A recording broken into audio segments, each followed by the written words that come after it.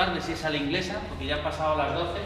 Bienvenidos al programa Más Facultad. Tenemos la suerte de estar aquí en la Facultad de Ciencias Sociales con una audiencia numerosa, como en todos los eventos de Más Facultad, y tenemos con nosotros a Julio Mirabals, a nuestra izquierda, en el plano, que es director de Adjunto del Mundo, tengo aquí los datos, director de documentación, exdirector de unidad editorial, y es una de las, yo creo que las mentes pensantes sobre periodismo, sobre nuevos modelos de negocio, sobre desarrollo de aplicaciones y sobre esa paternidad que yo creo que comparte de Orbit y dentro del mundo de unidad editorial, que nos va a ilustrar. También tenemos, y por el orden, a David Barona, que es jefe de proyectos de Radio y Televisión Española, reciente doctor en redes sociales, se va a decir, en comunicación y periodismo, una tesis doctoral sobre redes sociales, y uno de los artífices y también responsable de los proyectos digitales de la Corporación de Radio y Televisión Española, en la parte de televisión, que nos va a ilustrar pues, en este debate que tenemos sobre la audiencia, la programación de contenidos y servicios, las nuevas plataformas y canales de distribución y la app de evolución que hemos citado en este titular un poco largo. Tenemos también aquí a mi lado a Jesús Flores, que es director del grupo de investigación, Laboratorio de Investigación, Modelos e Innovación de Medios Interactivos y Periodismo Transmedia, I3M Lab, Internet Media Lab, ¿verdad, Jesús?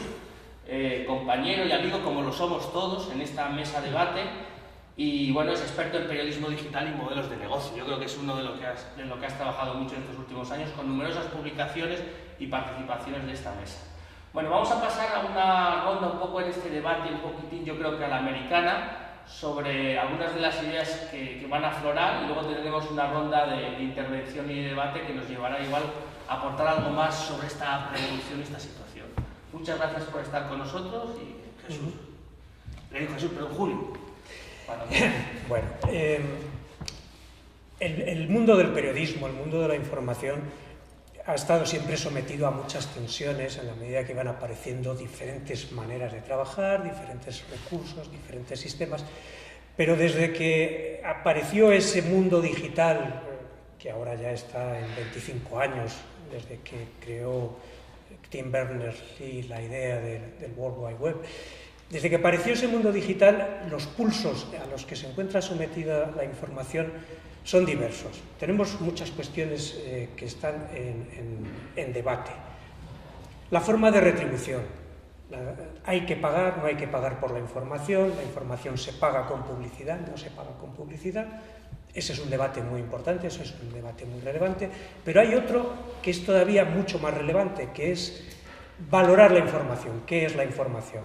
Partiendo de la primera premisa que información no es equivalente a noticia, aunque noticia sí suele ser equivalente a información. Información puede dar cualquiera, noticias normalmente las dan quienes las encuentran, las buscan o se las tropiezan por casualidad. Y todo esto en el campo del territorio digital lo que produce son enormes tensiones. La más visible y la que salta en todos los debates es la referida a los buscadores, a los agregadores de noticias, Google. ¿Qué es la información? La unidad de información, que para los agregadores al estilo de Google, la unidad de información es la noticia. ¿Por qué? Pues porque en el campo de la información hay una discrepancia respecto a lo que serían derechos de autor, lo que sería la propiedad de la información. El señor que escribe una noticia es propiedad suya, como lo ha escrito, pero no la noticia en sí. Lo cual, en definitiva, crea un maremágnum de confusiones y de complicaciones. Desde el punto de vista de lo que está ocurriendo con la información, claramente nos vemos que la información en el campo digital se va por dos territorios. El territorio disperso, confuso, multidisciplinar, en el que entran a formar parte agregadores de noticias, redes sociales, las propias webs de diversos medios, de particulares, de propios, los blogs, todo ese conglomerado en el que las noticias, digamos que son perdigones sueltos que andan por ahí, disparados, y que llegan al público de una manera en cierta medida caótica, de una manera en la que la organización pues depende básicamente de cómo cada persona se quiera organizar por sí misma. Se pierden referentes de identidad, de dónde salen las noticias, cuándo salen, quién las produce, quién las ha gestionado, quién las ha sacado a relucir. El otro gran campo que está empezando a tener muchísimo peso desde hace cosa de 4 o 5 años, las aplicaciones, las apps. Ese tipo de aplicaciones específicas que todos los medios, de una manera u otra, van abrazando. Aplicaciones específicas para periódicos, aplicaciones específicas para televisión, de lo cual podrá hablar con mayor conocimiento Barona. Aplicaciones de los propios agregadores, que se retransforman de alguna manera, como está ocurriendo pues con algo como Flipboard, que es una aplicación que ya agrupa las noticias de una manera específica. Pero básicamente las aplicaciones lo que están haciendo es recuperar un cierto sentido de lo que es la unidad de contenidos de una determinada organización, sea la que fuere. Una unidad de contenidos que se traduce en que de alguna manera estructuras las informaciones que quieres facilitar a la audiencia, de alguna manera estableces una forma de retribución, puede ser porque el acceso a la aplicación es de pago, o puede ser porque la aplicación como tal gestiona una publicidad, y además en cierta medida se establece también el concepto de cita, que el periodismo es un asunto importante. Periodismo que tiene que ver con periódico es hablar de a tal hora, en tal sitio, hay unos contenidos a disposición. Y eso es algo que se gestiona con las aplicaciones de una manera, digamos, más establecida que con los navegadores normales y corrientes, incluso de un sitio concreto. Eso no quiere decir que las aplicaciones sean la panacea, tienen muchas ventajas, pero también tienen sus inconvenientes, es decir, hay luces y sombras. Las luces podría ser en cierta medida lo que he ido explicando hasta ahora. Las sombras, pues que a su manera también contribuyen a la atomización. Si estás funcionando para ver la información a través de las páginas web de cada uno de los periódicos que existen, casi todos los periódicos hoy en día tienen su página web, estás utilizando una única aplicación, estás utilizando un único espacio, de manera que pones en tu barra de direcciones El Mundo, pones El País, pones ABC, pones lo que corresponda y vas saltando sin mayores complicaciones. En cambio, si utilizas aplicaciones diferenciadas de lo que es el navegador web, ya cada uno tiene su espacio diferenciado.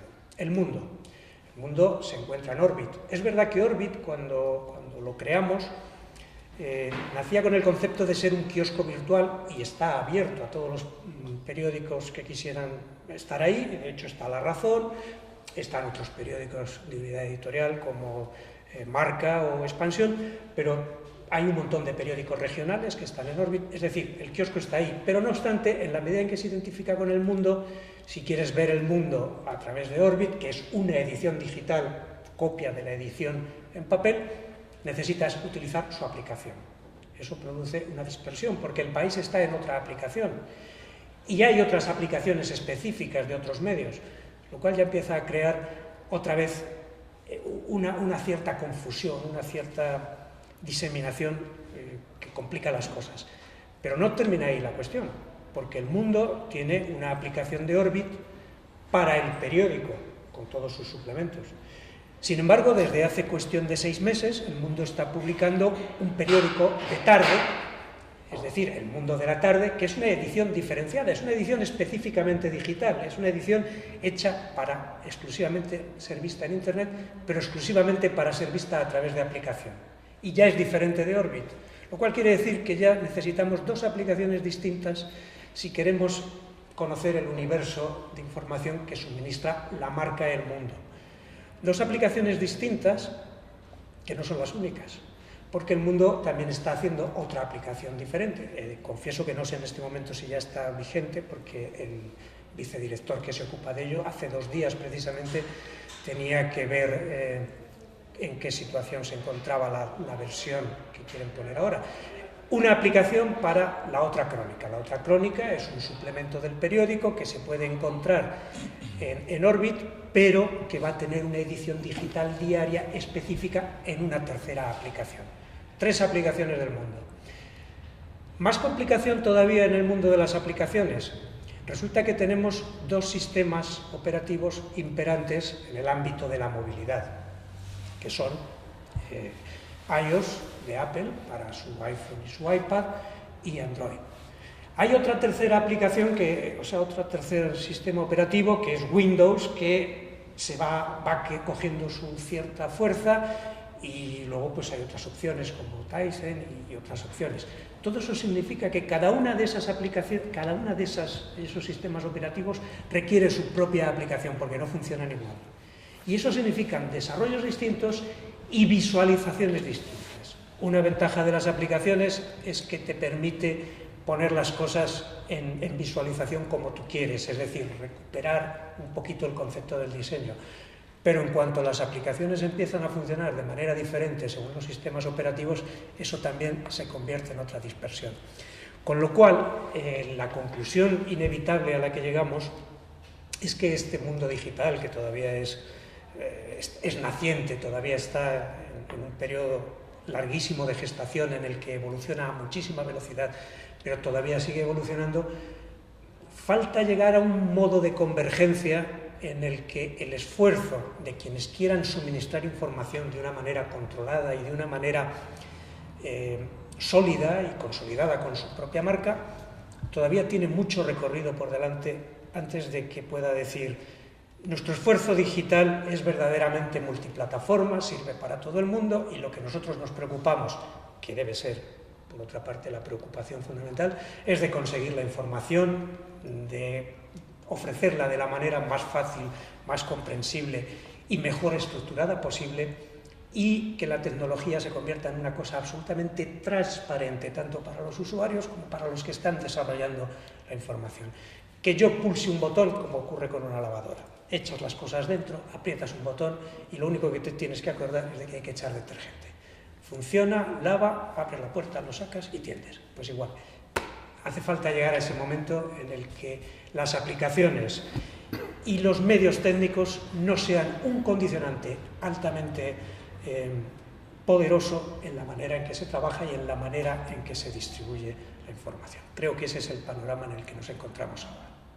Muchas gracias, Julio. Vamos a dar paso a Jesús, completando el debate y el diálogo. Muy bien, gracias por la invitación a este evento. Bueno, yo voy a partir, Julio ha tocado el tema del periodismo digital. Particularmente voy a partir por un cliché que a muchos puede gustar o no, que es el ciberperiodismo, ¿no? ¿Por qué? Porque considero que hoy en día, ¿qué no es digital? Todos los procesos de la información, los procesos independientemente del medio de formato, se hace desde una perspectiva siempre digital. El tener un periódico en soporte de papel se hace a través de procesos digitales. Por consiguiente, hoy, ¿qué no es digital? Bajo esa premisa, pues vengo aseverando que el ciberperiodismo, y con ello los llamados cibermedios, pues obviamente ya es una cuestión totalmente consolidada.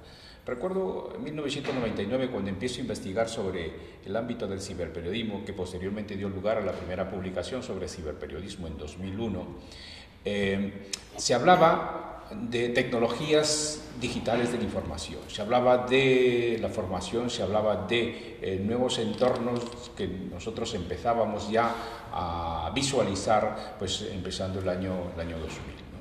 Hoy, obviamente, ese tipo de entornos han quedado, en cierta forma, obsoletas. Obsoletas porque empieza a aparecer un nuevo mundo de tecnologías que muchas veces empezamos y que generaciones de personas pues no están conociendo, ¿no?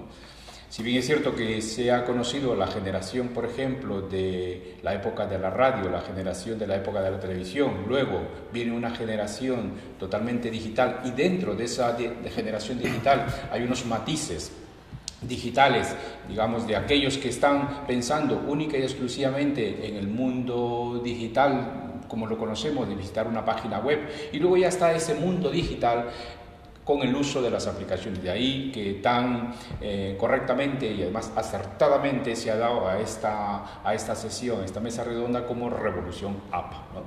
Hablamos de app, de aplicaciones, hablamos de un mundo donde incluso el profesor Howard Gardner de la Universidad de Harvard lo tipifica como la generación app, ¿no?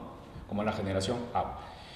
Yo creo que es una acertada calificación al mundo en el cual nos encontramos. Tengo aquí este periférico, he contabilizado 84 apps, ¿no?, que tengo metidos aquí, quizás faltan muchísimas más y cada vez más se crean aplicaciones que empezamos a demandar.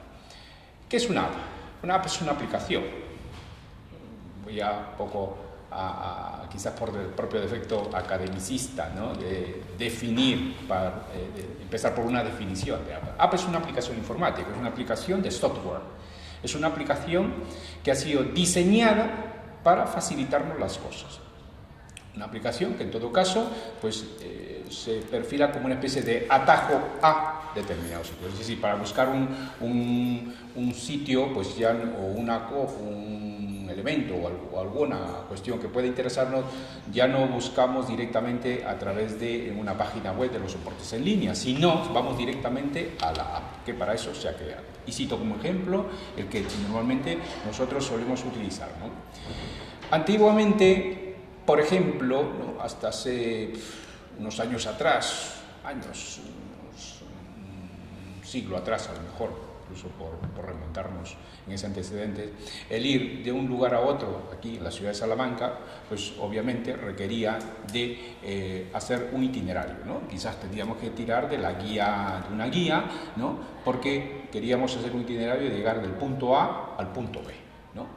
Y muchas veces siempre hacíamos lo siguiente, íbamos preguntando a la gente que a lo mejor estaba en el sitio donde más o menos nosotros hemos creído que ya hemos llegado, preguntábamos, o a lo mejor podíamos tirar de nuestra memoria diciendo, bueno, yo estaba en este sitio y creo que por aquí ha sido un poco lo que venía haciendo aquí, aunque esto ya me lo conozco, son 4 ocasiones en las que vengo y ya voy directo, ¿no?, bajo de la estación de autobús y vengo directamente. Bueno, pues esto que en la mayoría de las veces solemos utilizar personas, probablemente de mi generación y de una generación posterior, hoy en día es impensable en los jóvenes. ¿Por qué? Porque se ha desarrollado una aplicación, una app, ¿no?, que contiene un sistema GPS que nos permite prácticamente sincronizar todo exactamente. No hay lugar a pérdida. Es decir, hoy en día los dispositivos GPS pues inundan desde los teléfonos móviles, que los tenemos a la mano, están en los coches y nada más damos la ruta y ya nos lleva directamente al sitio que hemos elegido. O sea, no hay lugar a pérdida, ¿no? Más todavía, los GPS incluso nos permiten interactuar, es decir, nos van diciendo los sitios que a lo mejor mediante comentarios de que algunos usuarios han estado en esa ruta, los sitios, digamos, de restaurante, los lugares de ocio por donde estamos pasando y todo ese tipo de cosas que viene bien. Por eso que muchas empresas, ¿no?, incluidos los medios de comunicación, están interesados en desarrollar una app específica porque ven ahí un modelo de negocio que pueda ser interesante seguir. En ese sentido, creo que, como decía el profesor Howard Gardner de la Universidad de Harvard, que además director de un proyecto muy interesante, un proyecto que sigo con mucha atención llamado el Harvard Project Zero, en donde ha hecho un estudio de análisis comparativo entre la creatividad que se venía dando de jóvenes de hace 3 décadas atrás con los jóvenes actuales, ¿no? Y cómo en ese estudio comparativo, pues una gran importancia sobre todo a la imaginación y la creatividad se da a través de las apps. Y es, en cualquier caso, si bien es cierto que es un estudio que se realiza en parte de Estados Unidos y en las Islas Bermudas, pero creo que el estudio puede ser extrapolable perfectamente al entorno en el cual nosotros nos encontramos. Por consiguiente, creo que en ese nombre de revolución app o generación app, que, insisto, acertadamente se ha dado al título de esta charla, pues hay mucho por debatir.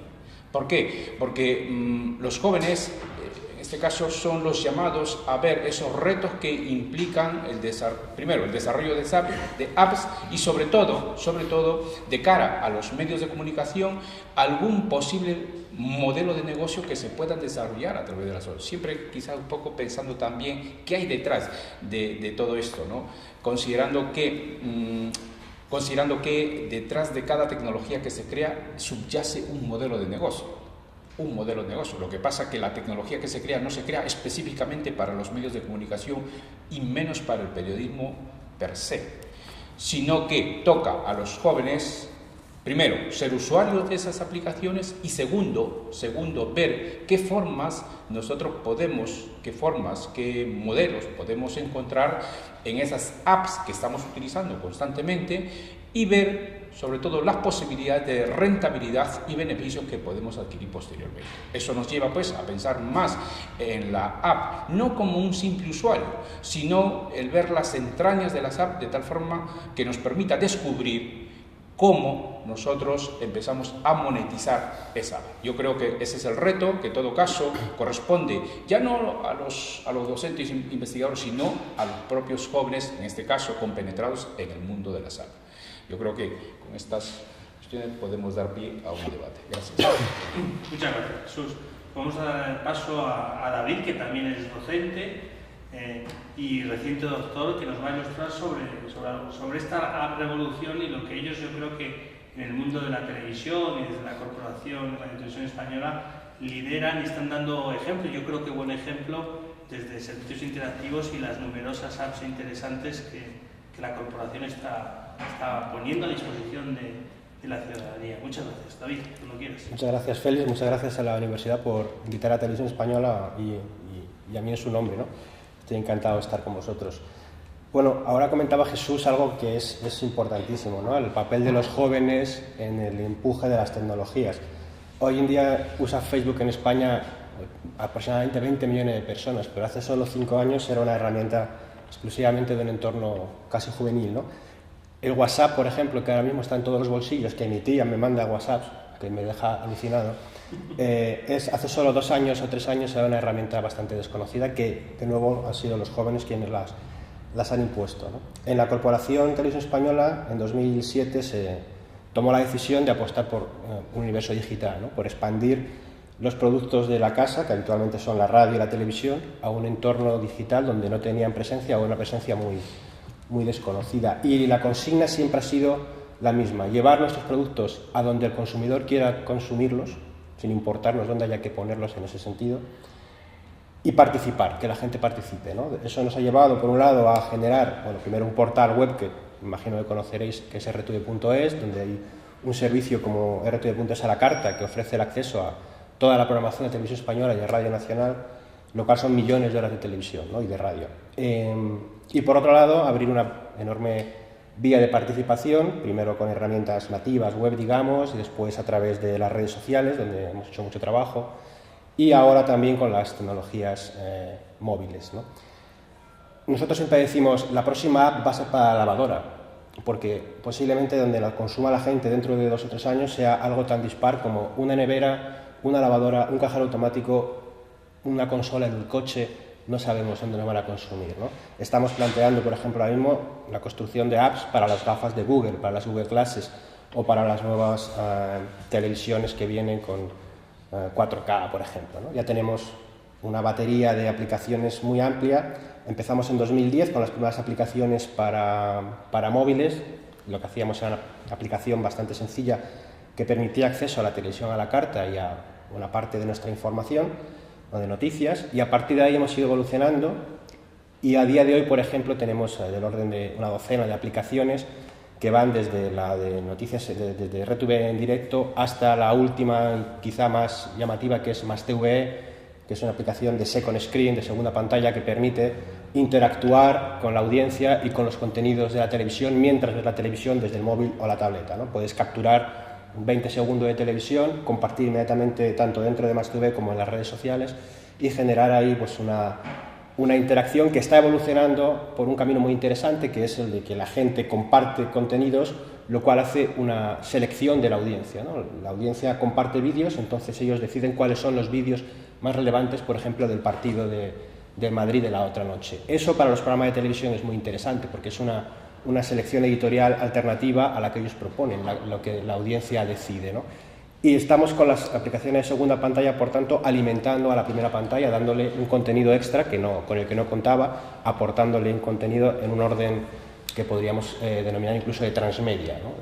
Una combinación de formatos de la televisión analógica, los soportes móviles, la propia web, trabajando la comunidad ahí para aportarle al medio principal, que es la televisión, un contenido diferente. Pero fijaos lo curioso, ¿no? De todas nuestras aplicaciones, que tenemos muchas, ¿cuál pensáis que es la más utilizada? Y aquí invito a la audiencia a que haga una apuesta. Seguramente no se os ocurriría pensar que la aplicación más utilizada que tenemos es Clan, la infantil, la de los niños, ¿no? Los niños pequeños usan el móvil como una guardería. Entonces el padre le coloca el móvil desde que el niño es capaz de sujetarlo y está viendo horas y horas y horas de Clan. El consumo fin de semana... Servicio público de guardería, efectivamente. El consumo fin de semana es disparatado, ¿no? Nosotros ahora en Navidad llegamos por primera vez, el tráfico desde dispositivos móviles superó a la web por primera vez en 7 años. Ya tenemos del orden de 47-53 a favor de la tecnología móvil, de los aparatos, de los dispositivos. Y dentro de ese 53 podemos hablar de un 70% que es Clan, el consumo de vídeos infantiles, ¿no? Dentro de Clan tenemos una pequeña red social para que los niños, bueno, pues aprendan una pequeña escuela de redes sociales de la mano de los padres, y ahí es muy divertido identificar tendencias, ¿no? Como los niños empiezan a relacionarse, a compartir entre ellos y especialmente comparten vídeos, ¿no? Se recomiendan vídeos. Es decir, cuando abandonen Clan con 10 o 11 años y ya se pasan a Twenty y otros espacios más abiertos, las tendencias ya las llevan claras, ¿no? Ellos quieren compartir con sus amigos vídeos y recomendarse. Y ese ecosistema de recomendación es muy interesante porque permite descubrir de manera alternativa a los buscadores. Esas informaciones recomendadas por los amigos calan más en quien las encuentra y proponen una distribución alternativa y bueno, que está cambiando mucho, ¿no? Eso nos ha llevado a pensar que los niños son un motor dentro de lo que hacemos y ahora estamos trabajando en una nueva aplicación de Clan Radio para llevar a los móviles emisión de radio pensada para los niños, ¿no? Porque si los críos están aquí no van a estar en el receptor de radio, pero aquí es posible que quieran consumir radio y por ahí nos volvemos a vincular con los chavales que han perdido quizá bueno, pues ese vínculo que tuvimos nosotros, nuestras generaciones, con la radio, que era un medio fundamental, ¿no? Ahora un chaval, para saber cómo ha quedado su equipo de fútbol, entra en rojadirecta.com y ve el partido en directo, no tiene que conectarse a Tablero Deportivo para ver cómo ha quedado su equipo, como hacía yo hace, pues no sé, 30 años, ¿no? Y sabe que lo está haciendo legalmente, pero lo hace. Sí, pero lo hace porque para él es normal, él da un botón y las cosas suceden, entonces no espera a que nadie se lo cuente, ¿no? Él quiere participar y de ahí también ese concepto de la experiencia tan habitual en los medios en Estados Unidos, ¿no? De que tenemos que convertir la presencia de la gente en los medios en una experiencia, porque lo que sobra es información, lo que sobra es la noticia, hay toneladas de información, ¿no? Lo que tenemos que hacer es distinguirnos, proporcionar un entorno donde el que venga a consumir nuestra propuesta informativa se sienta especial, participe, y por ahí todas las lógicas de trabajo transmedia que meten a la gente en el proceso, que vinculan unos medios con otros. ¿Qué sucede? Que cuando empezábamos a tener respuestas nos cambiaron las preguntas, ¿no? Como decía Benedetti. Cuando conseguimos, como antes comentaba Julio, que las webs empezaran a ser rentables, todo se desbocó y ahora tenemos que estar en los móviles, en las tabletas, en la tele conectada, en las HDBTV y, como os decía antes, en las gafas de Google, en los aparatos, la ropa conectada, todo lo que viene, ¿no? Nosotros, y ya con eso termino, hemos abierto otra línea de trabajo que es la de televisiones conectadas. También tenemos portales para aparatos como la PlayStation, por ejemplo, o consolas de videojuegos, pero sobre todo la tele conectada. Sabéis que la tele conectada tiene dos patas, una que es puramente aplicación, que es una lógica de funcionamiento igual que el iPhone, ¿no? Tú te descargas una aplicación, en este caso de RTVE, y desde tu televisión conectada a Internet, por esa aplicación accedes a nuestros contenidos. Eso es un lío porque cada televisión es diferente, es un estándar diferente, hay que fabricar una aplicación ad hoc para Sony, para, no sé, Samsung, cualquier fabricante. Nosotros apostamos dentro de un consorcio europeo de fabricantes por lo que se llama HDBTV, ¿no? O televisión Hybrid Broadband Television, que es televisión abierta a través, Internet abierto a través de la televisión. Es decir, la televisión se conecta a un portal y no necesita bajar una aplicación, sino que navegas libremente, y digo libremente porque todavía es muy reducido el ecosistema, pero de alguna manera libremente desde tu televisión con un navegador. Y ahí, el año pasado, en septiembre, presentamos nuestro portal de botón rojo, que es pionero y que es una apuesta clara por llevar Internet a la televisión. ¿Qué consigue Internet en la televisión? Tú en la televisión tienes que navegar por Internet con el mando a distancia. El mando a distancia es un utensilio frecuente en las casas. Es decir, mi madre sabe manejar mando a distancia, pero no sabe manejar un iPad o un ordenador. Con lo cual estamos derribando una barrera de acceso. Si ella puede utilizar Internet con el mando a distancia, que es algo que no le provoca rechazo, es muy probable que ganemos un usuario para Internet y que rompamos la última barrera de usuarios, que son los que solo ven la tele y no se comunican a través de otros medios, ¿no? Por ahí abriendo un poquito de brecha, y fijaos que eso nos aparta de las aplicaciones. El uso de un navegador abierto, de un estándar abierto, rompe con el problema de las aplicaciones. Yo personalmente no soy muy partidario de las aplicaciones, creo más en una Internet abierta. Tú puedes navegar por todas partes sin necesidad de estar descargando un software propietario cada vez, ¿no? Pero también soy usuario de aplicaciones, y hay aplicaciones específicas como la de Twitter o Facebook o otras muchas que son muy buenas, que funcionan genial, ¿no? Pero, ¿qué sucede? A todo el mundo se compra o le regalan un aparato de estos. España es el país europeo con mayor penetración de tecnología móvil, smartphones, tabletas. ¿Y cómo lo llenas de sentido? ¿Qué haces con esto, no? Pues me descargo aplicaciones. Pues las más conocidas, las más notorias son las de los medios de comunicación. El reciente estudio de TAP, ¿no? Del estudio TAP de la Universidad de La Rioja, decía que el 80 y pico, casi el 90% de los teléfonos móviles españoles tienen aplicaciones de los medios de comunicación. Sin embargo, después el uso es bajo, ¿no? No así con aplicaciones como las que comentaba Jesús, por ejemplo, la de Google Maps, con la que yo llegaba hasta aquí esta mañana, ¿no? Porque es específica para hacer algo muy bueno. Sin embargo, creo que las aplicaciones de información, de los medios de comunicación, no son tan buenas haciendo eso, ¿no? Quizá porque heredan modelos de las webs informativas que tampoco son muy buenas haciendo lo que hacen, o incluso a veces del papel, ¿no? de modelos de papel, con lo cual no son especialmente adecuadas para el consumo de información. Y eso creo que produce un cierto rechazo y nos obliga a repensarlas, y a vosotros a pensar a la nueva generación de aplicaciones y de soluciones móviles que sean más eficaces que la primera que hemos puesto en marcha, que ha roto el hielo, pero le falta algo, ¿no? Le falta ser como Clan, por ejemplo, que sí da con la clave, con los críos, ¿no? Pero el resto de aplicaciones todavía están un poco ahí abriendo brecha, y el problema es la rentabilidad, por supuesto. Con eso termino. Muy bien, muchas gracias, David. Vamos a dar paso a nuestra numerosa audiencia. No es una ironía que tenemos en esta sala, porque la primavera y el buen tiempo en la Universidad de Salamanca nos ha hecho que nuestra audiencia no sea tan numerosa como esperábamos tener, pero no obstante los alumnos de la universidad lo podrán ver gracias a la grabación que está haciendo el servicio audiovisual aquí de las Facultades Sociales y de la titulación de Radio y Comunicación Audiovisual. Así que, como decía al principio, retribuimos por asistir y también retribuimos en nota por hacer preguntas. ¿Algunas preguntas de la audiencia? Yo sí tengo una. Tú dijiste que llegaría un punto en el que la convergencia iba a ocurrir. Y, yo creo que ¿cuánto tiempo va a tardar en llegar a esa convergencia? Bueno, la verdad es que yo no estoy haciendo una profecía, sino quizá una expresión de deseo. Sí creo que se debería llegar a esa convergencia. De todas maneras, desde que el mundo digital se abrió al público, porque Internet existe desde el año 69, pero era una cosa que funcionaba entre academias, entre universidades y con fines militares. Y luego más adelante se podía utilizar vagamente con unos programitas muy específicos y tal.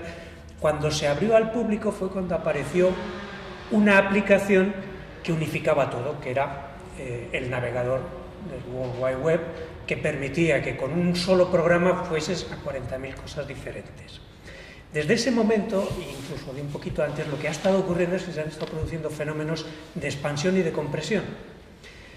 En una de sus últimas intervenciones, en una de sus últimas presentaciones, que no recuerdo si fue hace 2 o 3 años, Steve Jobs le tiró un viaje a Google diciendo: la gente ahora, cuando quiere buscar un restaurante, ya no mira Google, mira Yelp. En ese momento Yelp era una startup que era apenas conocida, pero en el área de San Francisco, por lo visto, tenía ya una gran implantación, y por supuesto aquella cita de Steve Jobs hizo que se disparase. En España, si alguien quiere crear una empresa para cualquier cosa, la que fuere, probablemente si consigue una financiación de 10, 15 o 20.000 euros, se da con un canto en los dientes y dice: ya puedo empezar. En Estados Unidos, una startup cuyo objetivo es desarrollar una aplicación, exclusivamente una aplicación, puede perfectamente llegar a recaudar millones de dólares en una ronda de financiación. Eso lo que quiere decir es que se produce una gran variedad de desarrollos, de aplicaciones que van surgiendo para diversos fines, pero luego se produce el fenómeno contrario de la compresión. Tenemos un ejemplo muy clarito, que es en el iPhone la aplicación Siri. La aplicación Siri lo que hace es jugar con muchas otras aplicaciones que están ahí detrás y que las maneja por sí misma. Tú le pides a Siri que te busque una cosa y Siri utilizará el navegador, utilizará una consulta en una aplicación específica, mirará donde sea las aplicaciones. La semana pasada, hace 8 días, Microsoft ha presentado su equivalente para Windows Phone, que todavía está en fase beta, lo han llamado Cortana, que es el nombre de una inteligencia artificial en un videojuego, han tenido ese chip. Y esa aplicación, que va a ser la que unifique muchas otras aplicaciones, lo que haría es que esas aplicaciones sean independientes o estén integradas en lo que sea, para el usuario sean transparentes. Vamos de la dispersión a la concreción, porque al final de lo que se trata es de eso, de que tú utilizas una única aplicación en la que no necesitas grandes esfuerzos ni grandes conocimientos para manejarla, y es la aplicación la que, si tiene que recurrir a otros recursos, conoce los trucos. Eso es lo que yo creo que tiene que llegar, pero también lo digo como una expresión de deseo más que como una profecía. Y otra cosa, ¿hasta qué punto sale rentable el hecho de que vayáis adaptando a cada nuevo soporte, a cada moda que pasa? Porque una vez que llegamos parece que ¡pum! Ya nos hemos ido todos, habéis quedado solos. Y vamos otra vez al otro sitio, y otra vez ¡pum! Otra vez. O sea, ¿hasta qué punto se puede soportar esta situación? A día de hoy no es rentable en absoluto. O sea, estar en todos los medios es un suicidio. Nosotros podemos porque tiramos con pólvora del rey, literalmente. Somos una empresa pública, tenemos los recursos y tenemos también el mandato de investigar y de llevar nuestros contenidos a todo tipo de soportes y experimentar y en tiempos de crisis servir un poquito de locomotora del sector, ¿no? Si nosotros decidimos que vamos a ir a una aplicación en las Google Glasses, pues habrá empresas que contribuyan en ese proceso, que ayuden con el desarrollo, que ayuden con el diseño, generas economía en torno a esto, abres camino para otros, das ideas, pero si fuésemos una empresa que tiene que vivir de la publicidad, pues no se podría hacer, porque a día de hoy no es rentable. Ese es el problema que te decía antes, ¿no? Cuando teníamos la respuesta, cuando las webs empezaban a ser un modelo que podía funcionar, se fue todo al traste y ahora hay que estar en tanta cantidad de sitios que el desarrollo solamente ya lo hace inviable. Y más aún, el 90 y pico % de las aplicaciones que se crean no llegan a ser rentables. El 90 y pico %. Entonces, ¿hay que estar ahí? Sí, pero es una transición y esperemos que sea rápida, porque no... Tiene razón Julio cuando dice que tenemos que ir hacia entornos más abiertos, más transparentes, donde la tecnología no sea un problema para el desarrollo, sino una ayuda, un motor, ¿no? Ahora mismo está siendo, para muchas empresas que tratan de abarcar, es un problema, no puedes abarcarlo todo. Cuando consigues sacar la aplicación de la tableta, ya ha cambiado el sistema operativo. Cuando consigues adaptarte a esto, ha aparecido otro soporte, un cacharro, ahora viene la ropa conectada, los wearables, ¿no? Todo este tipo de historias. Es muy rápido el desarrollo. Ahora los coches, el próximo campo de batalla serán los coches, ¿no? A medida que los coches se conducen menos porque van solos, hay que llenar ese espacio de contenido, de entretenimiento, de información, y no solo es la radio, es todo lo que quepa, ¿no? El otro día en Barcelona, en el Mobile World Congress, había un coche que lleva una pantalla conectada a internet de este tamaño. Eso es una cosa asombrosa, ¿no? Hay que trabajar para esos entornos y eso no es rentable per se. Entonces, el mundo de la información que viene del complejo entorno en el que antes contaba Julio, en los últimos 20 años, ¿no? Que sobre el problema industrial que supuso la aparición de Internet, que deja obsoleto a medios, en muchos casos, analógicos, ahora viene una nueva revolución, que es estar en todos los soportes, en todos los formatos, en todas partes, iOS, Android, Windows Phone, no sé qué. Es imposible a día de hoy que eso pueda ser rentable. Hay que ser muy bueno, especialmente buenísimo, en algo pequeño, y que eso permita que crezcas, ¿no? Que te haga desarrollarte, pero tirarle a todo, o tienes unos medios del estilo de los nuestros que son muy grandes y claro, pagados por todos, o si no, es muy difícil, muy difícil. Muy bien. Al hilo de esa cuestión, no solamente la rapidez en los cambios tecnológicos, sino me preocupa más que esa rapidez tecnológica no lleva el mismo ritmo que el cambio social. Es decir, no consumimos ni transformamos socialmente el uso de las TICs a la misma velocidad que cambia esa tecnología. ¿Vosotros marcáis nuestro ritmo de consumo o nosotros marcamos nuestro ritmo de producción? Yo creo que el ritmo lo marca el público. O sea, cuando nosotros nos damos cuenta que la mayor parte de nuestro contenido infantil se consume en móvil, tenemos que reaccionar a esa exigencia de un público. Y los críos son nuestro público, ¿no? Ellos, cuando tú ves a un niño que se va a la tele y le hace así a la tele, está diciéndonos algo a la industria, está diciendo, quiero que la tele funcione como yo estoy acostumbrado. Es una generación táctil, ¿no? Áptica, que hace así y las cosas suceden. Tenemos que ir detrás de ese movimiento. No puedo decirle a un niño que navegue. Ahora mismo estamos trabajando en el rediseño de Clan, de la web de Clan, porque la web que teníamos de Clan se había quedado vieja. Es una web pensada para niños del año 2008. Los niños de ahora no saben manejar un ratón, entonces no pueden navegar nuestra web, no la entienden. La lógica que sigue un menú, una botonera, para ellos no tiene sentido, porque todo sucede así. Entonces son ellos los que están impulsando la renovación tecnológica. Si el modelo aún sirviera, mantendríamos el modelo de toda la vida, pero no sirve.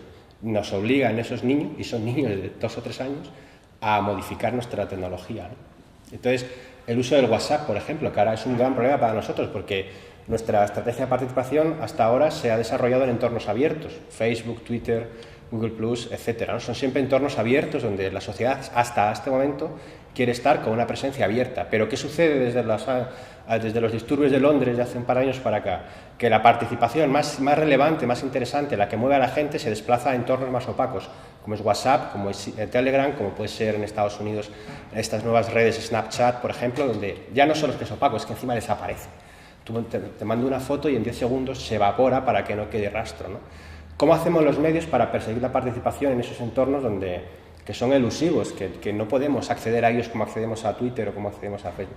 Es un problema, pero es la gente la que nos dice, hay que ir por aquí. Si os quedáis fuera, no es un problema para vosotros. Es que es como si siguiésemos a día de hoy trabajando MySpace, pues estaríamos haciendo eco, ¿no? O trabajando en Second Life, como trabajamos hace 10 años, pues habría eco hoy. De hecho, hay eco en Second Life. Hace 5 solo, bueno, esto va muy deprisa.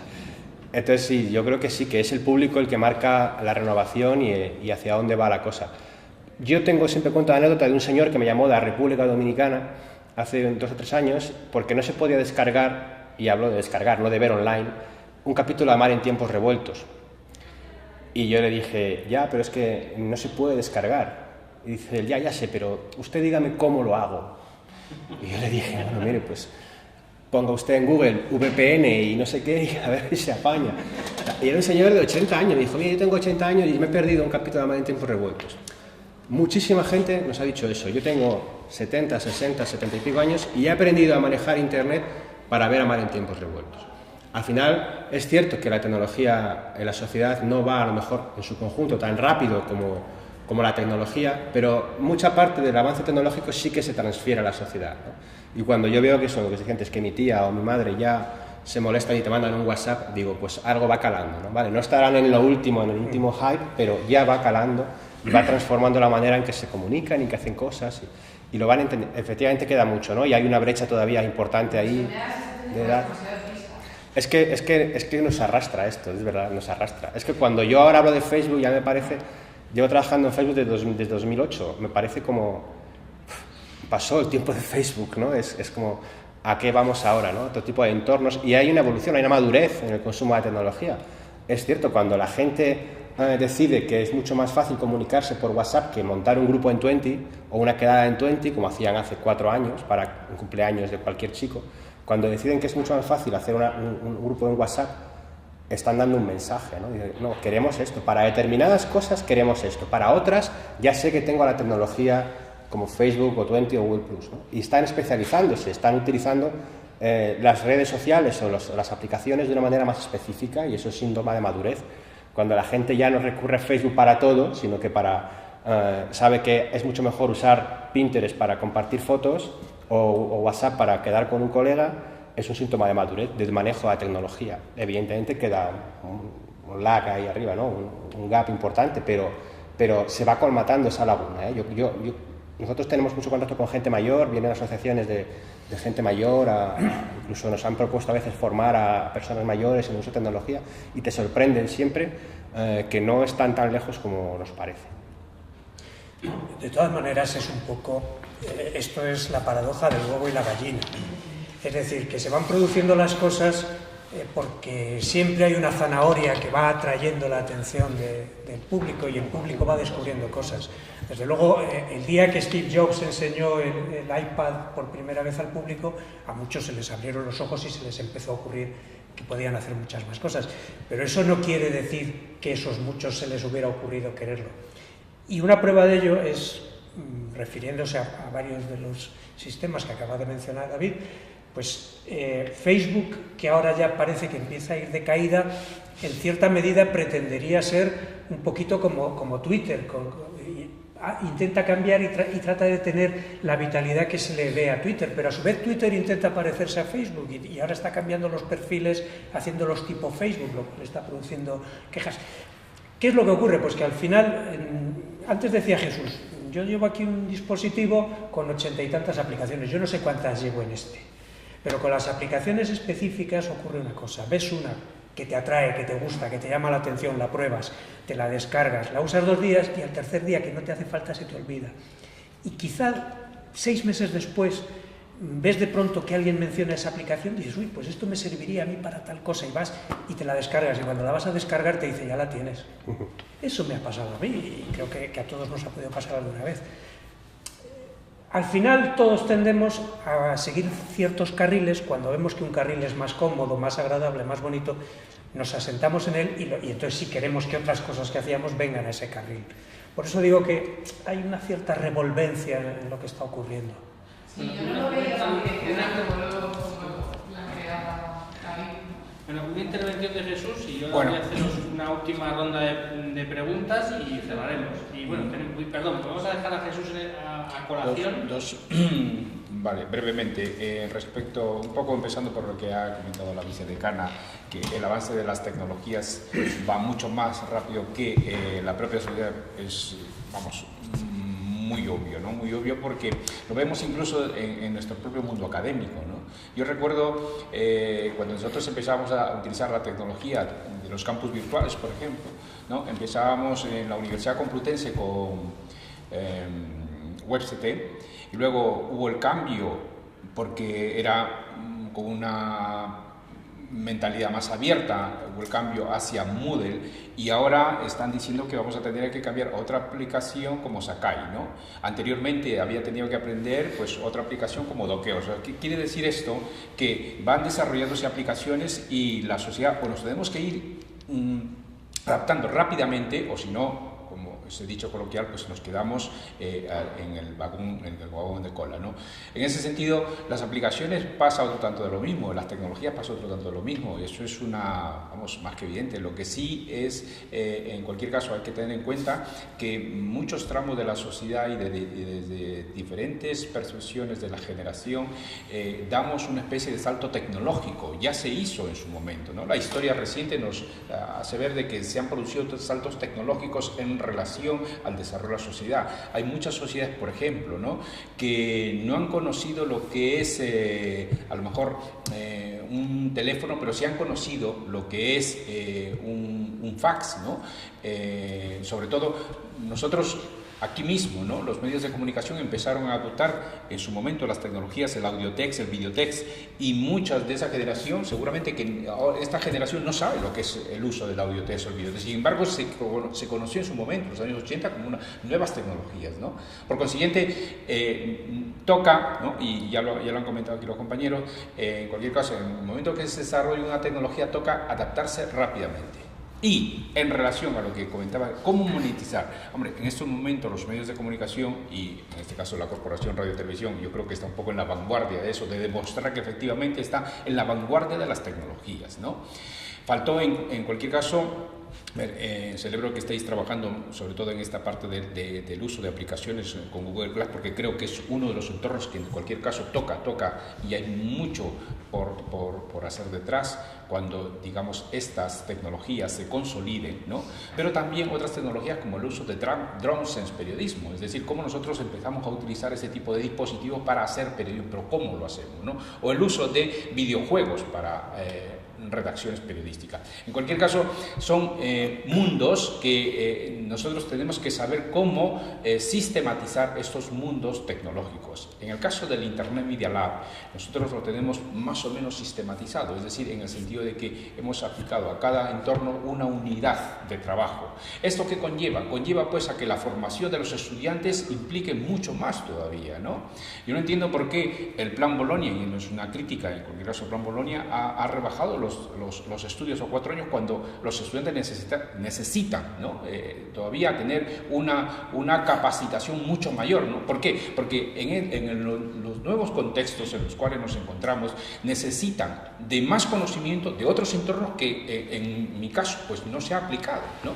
¿Esto qué significa? Significa que cuando hablamos de apps, de tecnología digital, tenemos que sumar más conocimiento, tenemos que sumar el conocimiento de la programación. Concebimos en el mundo de la comunicación o de los periodistas el tener que programar. En mis tiempos quizás era una cosa inusual, hoy lo tenemos que concebir como una cuestión acertada. Concebimos el tener más conocimiento de la sociología o de la psicología precisamente para saber por dónde tiran las audiencias. Por consiguiente, tenemos que profundizar más sobre esos entornos. Consideramos conveniente tener más conocimiento de la forma de gestionar una empresa o una organización de noticias. Eso conlleva a tener que asumir mucho más conocimiento del entorno de la empresa, del entorno de la economía y del entorno de la macro y microeconomía, ¿no? Son unas pequeñas pinceladas al hilo de lo que sucedió. Muy bien, una última pregunta. Yo quería saber qué influencia o qué importancia le das desde los medios a ese periodismo ciudadano que se está desarrollando a través de Twitter y de Facebook. Si debo contestar yo, a lo mejor la respuesta no gusta, pero yo creo que no existe eso del periodismo ciudadano. Quiero decir, hay dos tipos de periodismo: periodismo profesional y periodismo amateur. Y periodismo implica una continuidad, es decir, no podemos decir que una persona se convierte en periodista porque un día es testigo de un accidente y escribe con muchísimo detalle lo que ha ocurrido, porque esa persona pues es un testigo con capacidad de expresión, puede explicarlo por sí mismo, etc., pero no es un periodista por hacerlo una vez. Periodismo es hacer un seguimiento habitual de la información, y eso quiere decir hacer una tarea continuada en el tiempo. Eso puede ocurrir que te paguen por hacerlo, en el caso eres un periodista profesional, o puede ocurrir que lo hagas por puro placer mientras te ganas la vida con otra cosa, y entonces eres un periodista amateur. Pero esa idea un poco etérea y no sé cómo definirla, pero muy naif, de que todos somos periodistas porque cuando se me ocurre algo, cojo, lo escribo, lo mando a un sitio y lo cuelgo en una web, yo creo que no es real. O sea, es verdad que hoy está todo abierto y todo el mundo puede contar lo que sabe cuando quiera, pero eso no es ejercer una tarea periodística, no ya una profesión, sino una tarea periodística. Eso es pues contar lo que conoces cuando lo conoces y se acabó. Yo iba a discrepar con Julio. Bien. No mucho porque en gran medida estoy de acuerdo con lo que él dice, ¿no? Creo que la definición de un profesional la ha dejado bien clara, ¿no? Lo que tiene que hacer. Pero en mi pueblo hay un refrán que dice: el trabajo de un niño es poco, pero el que lo desprecia es loco. Y esto pasa un poco con el periodismo ciudadano o la información que procede directamente de la gente, ¿no? El hecho de que todos tengamos en la mano un chisme como este nos convierte en potenciales emisores de información. Eso rompe... Discúlpame un instante, pero es que eso es otra consideración. Sí, pero eso rompe un poco el modelo emisor. Es un diálogo coincidente complementario. Yo creo que esa posibilidad, lo que convierte al usuario en lo que se llama un prosumidor, ¿no? Un consumidor y un productor, rompe bastante el modelo tradicional de emisor y receptor, ¿no?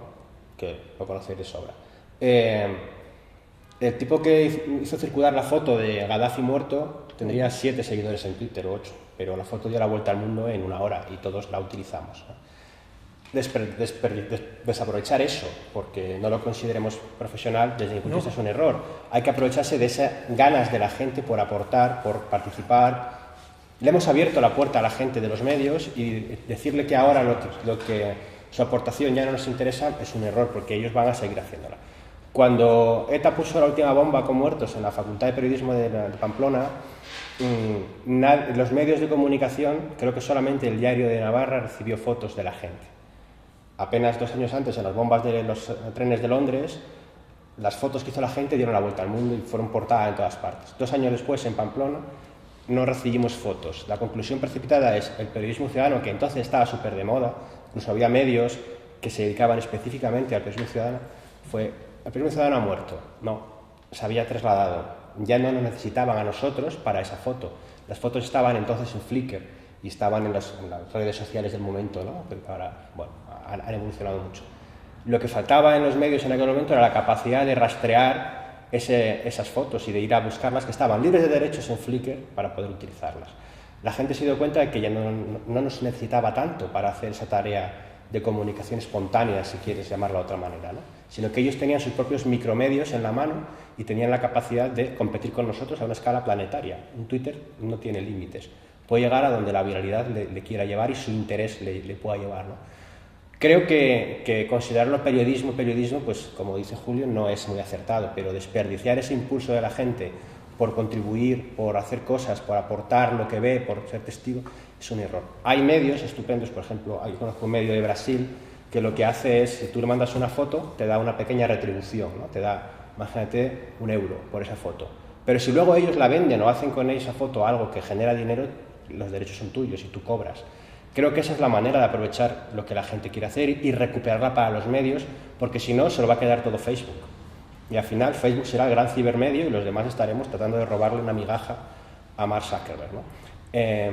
Lo que no se puede hacer es coger las fotos de la gente en el Madrid Arena y publicarlas sin más, porque las han puesto en Twitter, las coges, las publicas, pones debajo foto de Twitter y ni siquiera acreditas al autor. Eso se llama robo de propiedad intelectual, ¿no? Y eso no se puede hacer.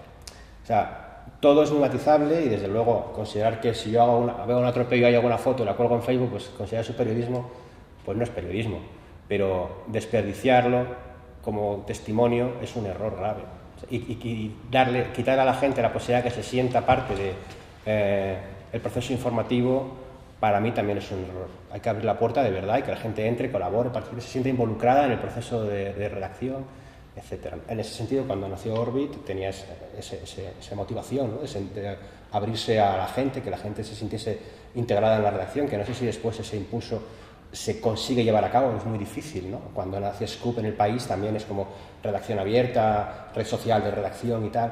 Después es difícil darle forma, el día a día es complejo, no tenemos medios, no tenemos recursos, pero el impulso está ahí, es necesario, ¿no? Es mi opinión. Yo por cerrar un poquito el debate, pero para que haya también diálogos y por alusiones, lo que sí, voy a pedir a Julio que haga una reflexión en este sentido. Jesús también lo va a hacer y David también, pero creo que también se introduzca en esta última reflexión y en el debate algo relativo que ya ha sido también citado, que yo creo que es clave. También estaba en el título del diálogo de esta charla de TED a la Universidad de Salamanca o de New York Times Talk que hacemos aquí a la Universidad de Salamanca o de Más Facultad Talk, que se introduzca también, yo creo que es una de las claves en las apps, en esta revolución, que es esa investigación de audiencias, esa medición de audiencias que decía un poquitín también David, decía, son los niños de Clan los que están, ya sabemos cuándo están, el flujo en la app ya ha sido mayor que en la web.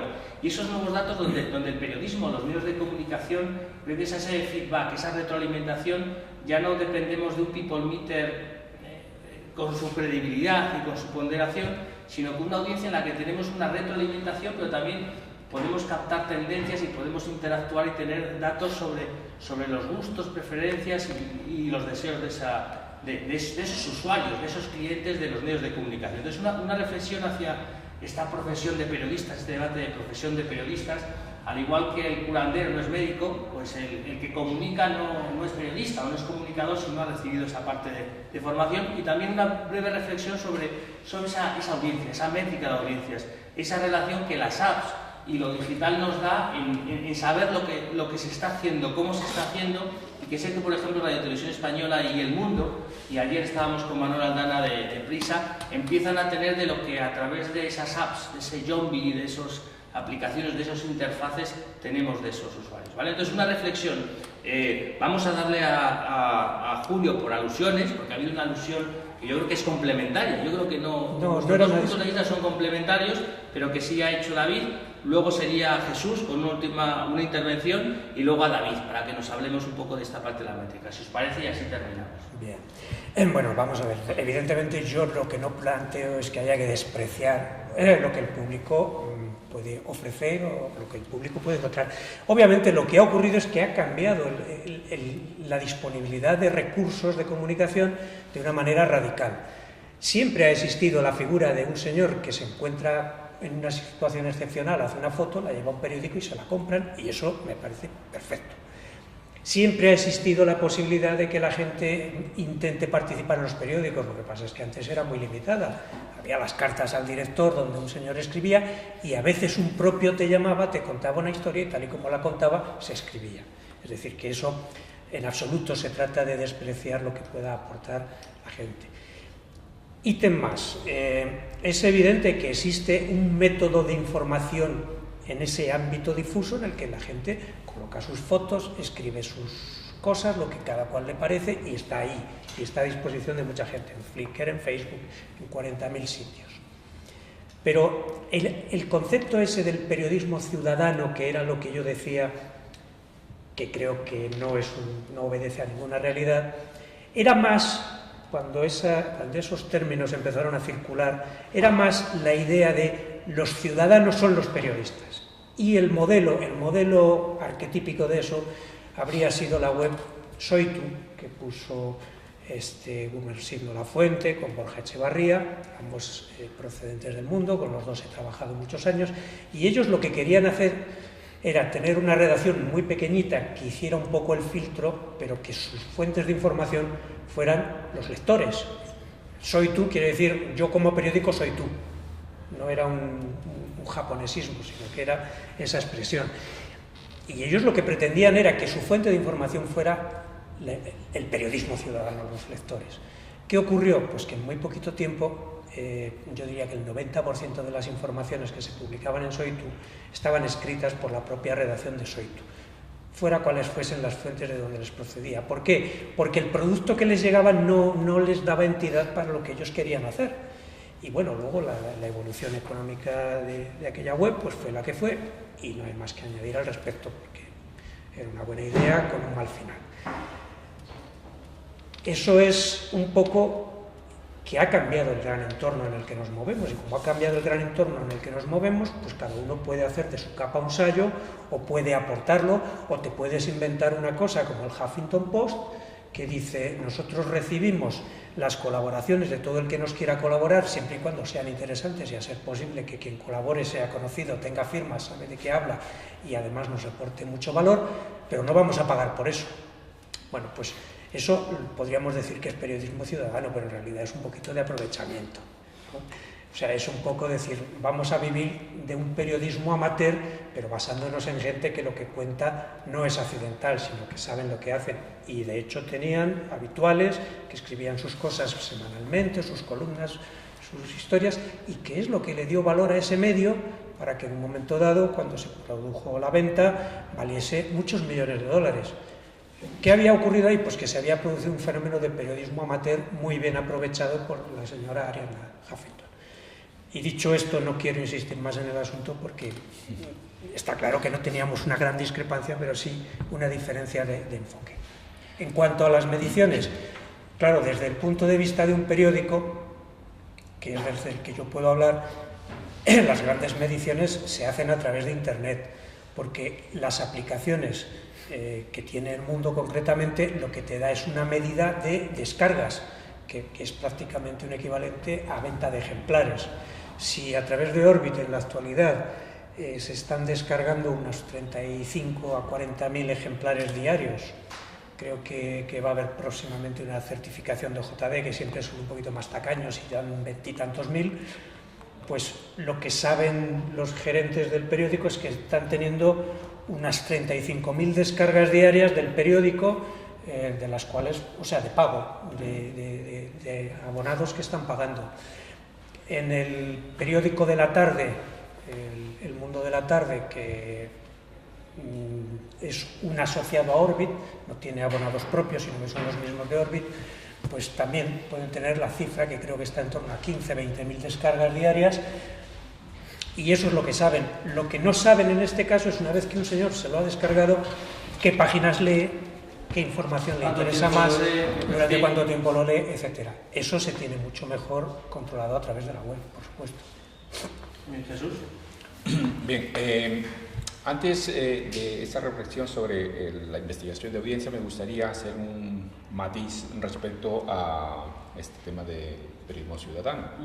Vamos a ver, en 2004, cuando empieza a emerger este concepto de periodismo ciudadano, creo, en mi opinión, se debe a un error de traducción. ¿Por qué? En 2004-2005 empieza a utilizarse el concepto de periodismo ciudadano traducido literalmente del concepto anglosajón que es el citizen journalism, es decir, periodismo ciudadano. Pero allí precisamente está el error. ¿Por qué? Porque lo hemos traducido literalmente y no lo hemos traducido en su contexto. Y en su contexto, citizen journalism significa periodismo con participación ciudadana.